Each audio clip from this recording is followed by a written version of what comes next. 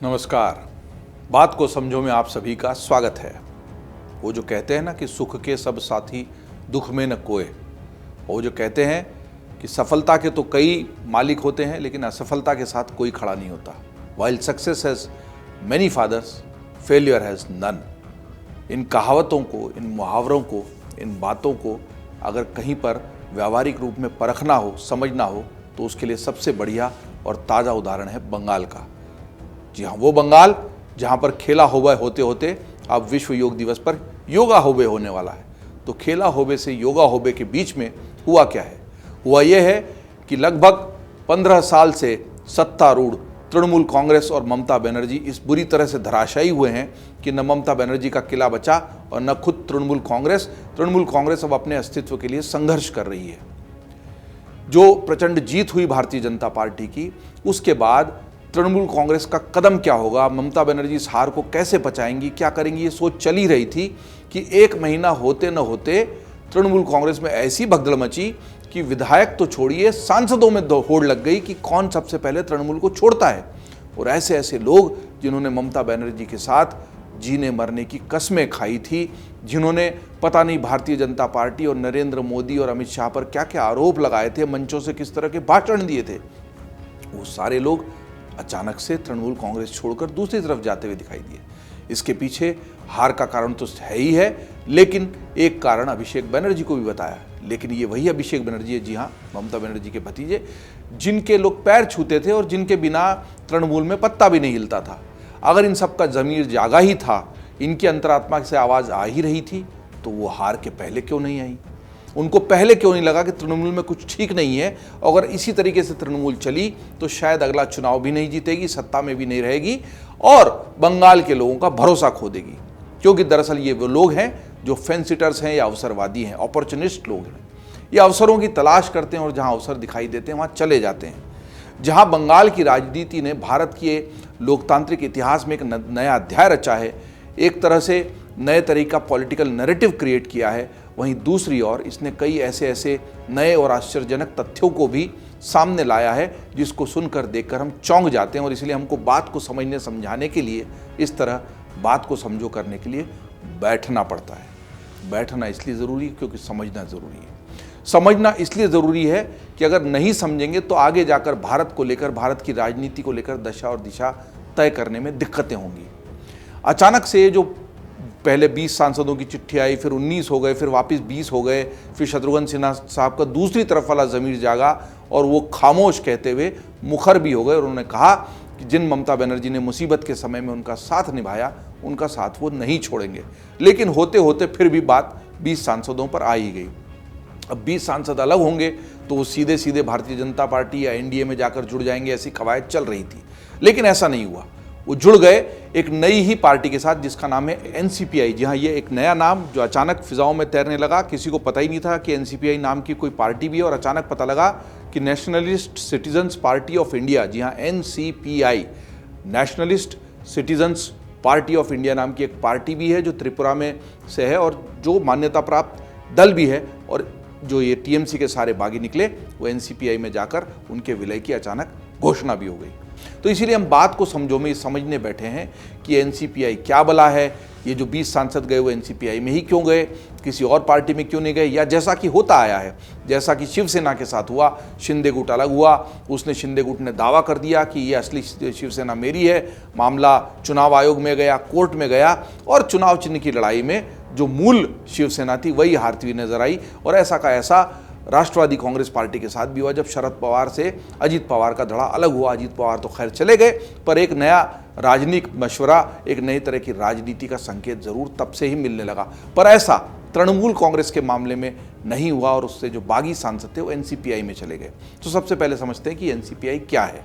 NCPI Tripura का एक पंजीकृत गैर मान्यता प्राप्त दल है। इस पार्टी का गठन 2022 में हुआ था।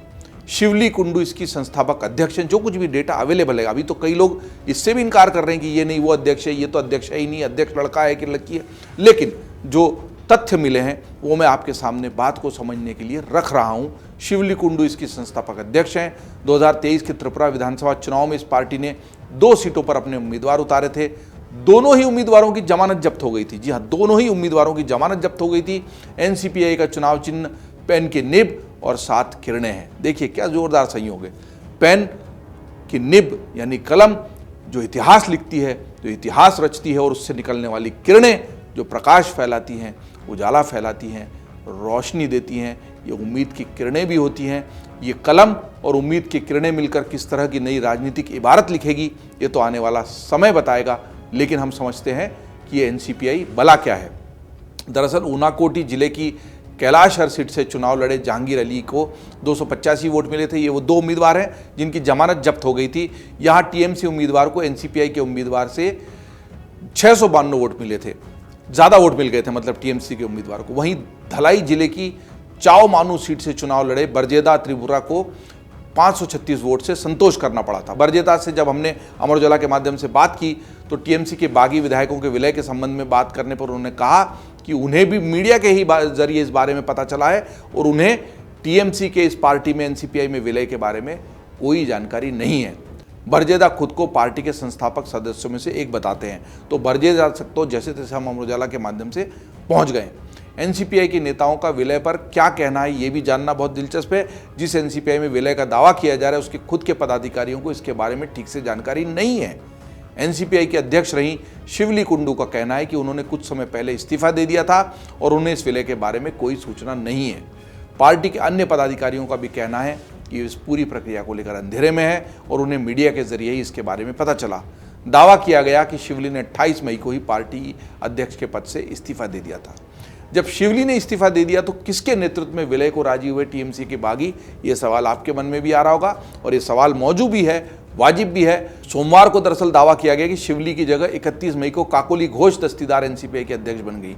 हालांकि एनसीपीआई की पूर्व अध्यक्ष शिवली ने इसकी पुष्टि करने से इनकार कर दिया और कहा कि ऐसी जानकारी देने से वे मुश्किल में आ सकती हैं। मतलब मामले कई घालमेल है, दाल में कुछ काला है। पहले वो कह रही थी मैंने तो इस्तीफा दे दिया, मेरे को कोई जानकारी नहीं है।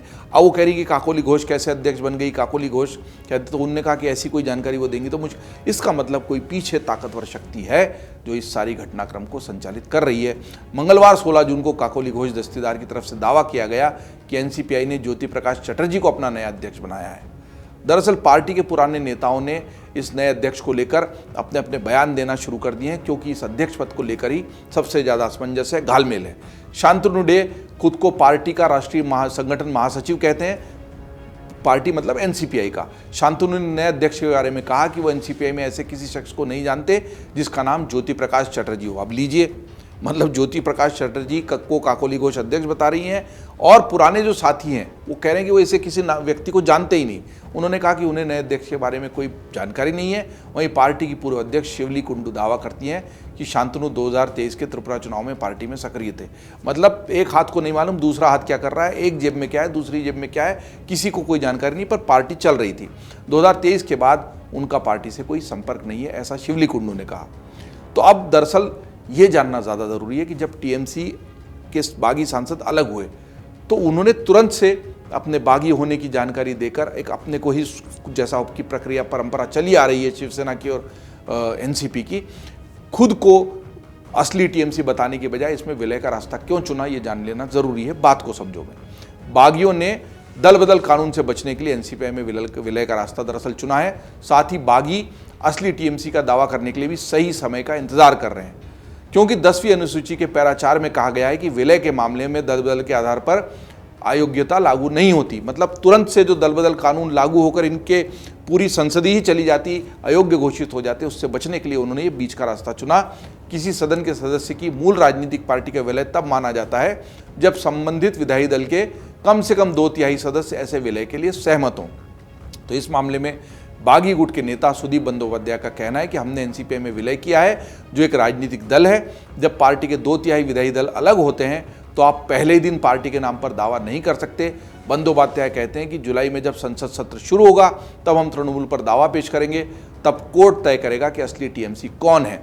मतलब असली टीएमसी वाला जो खेला है, जो शिवसेना में हुआ, जो राष्ट्रवादी कांग्रेस पार्टी में हुआ, वो टीएमसी में भी होने वाला है। सही समय का इंतजार है। मतलब एक पार्किंग लॉट, एक पार्किंग स्पेस तय कर दी गई टीएमसी के बागी सांसदों के लिए, और उसके लिए जगह बनी एनसीपीआई। बड़ी दिलचस्प राजनीति है। ये पार्टी क्यों बनी, किसने बनाई, दो ही उम्मीदवार क्यों उतारे, उन दोनों को चुनाव क्यों लड़वा दिया गया, पर एक राष्ट्रीय मान्यता प्राप्त पार्टी आपको चाहिए होती है जिसके आधार पर ये विलय के खेल आप कर सकें। जब ये लोग बागी हुए तो इनकी जिस तरह की विचारधारा है, जिस तरह की बातें कह रहे थे, स्वाभाविक एनडीए में या भाजपा में इनका सीधा विलय या सीधा शुमारी। वैसे भी इस तरह की रणनीति भाजपा अपनाती नहीं है। जो महाराष्ट्र में हुआ, शिंदे गुट को किया, सत्ता में स्थान दिया, लेकिन उनको अलग पार्टी बनाए रखा, अलग अस्तित्व उनका वैसे ही रहने दिया, सीधे सीधे पार्टी में शामिल नहीं किया। बाद में उम्मीदवार अपनी पार्टी में लेकर लड़ाते हैं। तो भारत की राजनीति एक अलग तरह के दिलचस्प मोड़ पर है, जहाँ पे हर तरह के खेल हो रहे हैं सत्ता में बने रहने के लिए, सत्ता को चलाए रखने के लिए। ये बात सही है कि दरअसल टीएमसी का ये जो कुछ भी हश्र हुआ है, तो उसके लिए खुद टीएमसी, तृणमूल कांग्रेस और उसकी जो प्रमुख, जो मुख्यमंत्री भी रही ममता बनर्जी, वो जिम्मेदार हैं। दरअसल उनको इस आने वाले तूफान की आशंका पहले हो जानी चाहिए थी और उससे अपने घर को बचाने का बंदोबस्त भी पहले करना चाहिए था। अगर सड़कों पर जुलूस निकाले जा रहे हैं, बड़े बड़े नेता, चाहे कुणाल घोष हों, चाहे खुद अभिषेक बनर्जी हो, इन पर अगर अंडे फेंके गए हैं, टमाटर फेंके गए हैं, लतियाया और गरियाया गया है, तो उसके पीछे वो सारे पाप कर्म हैं जो इतने 15 सालों में करते रहे। उनको जनता की दबी हुई आवाज़ सुनाई नहीं दी। न केवल दबी हुई आवाज़, बल्कि संदेश खाली जैसी जगहों से आने वाली चीखें, महिलाओं की मर्माहत पीड़ा, ये सब उन्होंने नहीं सुनी। और उसी की उपज रही, उसी का परिणाम रहा कि टीएमसी न केवल चुनाव हारी, लोगों का भरोसा हारी, बल्कि अब अपने सांसद और विधायक भी लगातार हार रही है। 20 जो बागी सांसद थे, उन्होंने खेला कर दिया है। ये खेला एनडीए को मजबूत करने वाला है, ये खेला एनडीए की शक्ति बढ़ाने वाला है, ये खेला तृणमूल को और अधिक कमजोर करने वाला, हताश करने वाला और निराश करने वाला है। जैसे कहा जाता है कि प्यार और जंग में सब जायज़ है, और राजनीति भी एक तरह से सत्ता की जंग है, और इसमें हर तरह का उपाय अपनाया जाता है जिससे आप केवल सत्ता में बने रहें। लेकिन बने रहना चाहिए तो लोगों का विश्वास, जो कि तृणमूल ने खो दिया था, और उसी के परिणाम स्वरूप ये नए नए घटनाक्रम सामने आए। लेकिन एनसीपीआई को लेकर चूंकि बहुत दिलचस्पी जागी, इसलिए मैंने भी पढ़ने की कोशिश की, डेस्क ने कुछ प्रयास किए, एनसीपीआई के कुछ नेताओं तक हम पहुंच गए, और बड़ा विस्मय और बड़ा आश्चर्य इस बात से भी हुआ कि उनको कोई पता ही नहीं है, ऐसा वो कह रहे हैं। अब सचमुच पता नहीं है या वो केवल मीडिया के सामने ऐसा कह रहे हैं, ये तो समझने और समझाने वाली बात है। बात को समझने और समझाने का सिलसिला जारी रहेगा। अन्य खबरों के लिए आप देखते रहिए amarujala.com। अगर आप ये वीडियो YouTube पर देख रहे हैं तो हमारे चैनल को सब्सक्राइब कर बेल आइकन दबाएं, और Facebook पर देख रहे हैं तो हमारे पेज को लाइक करें।